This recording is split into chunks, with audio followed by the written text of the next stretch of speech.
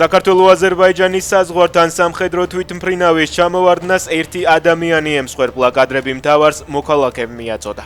პორტი აზერბაიჯანის განჯის აეროდრომიდან აფრინდა და დაახლოებით 8 კილომეტრის სიმაღლეზე მიფრინავდა, როდესაც დაბლა ვარდნა დაიწყო.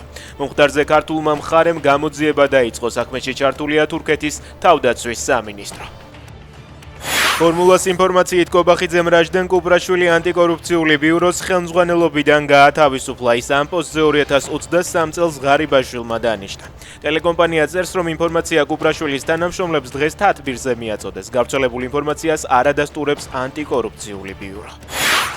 ქალაქის ოკუპანტებისგან გათავისუფლების 3 წლის თავზე ზელენსკი ხერსონში ჩავიდა. პრეზიდენტმა სამხედროებსა და სამოქალაქო პირებს სახელმწიფო ჯილდოები გადასცა. უკრაინელებმა რუსეთში ქალაქ ორსკში მდებარე ნავთობგადამამუშავებელი ქარხანა დაბომბეს. საწარმო საზღვრიდან 1300 კილომეტრში მდებარეობს.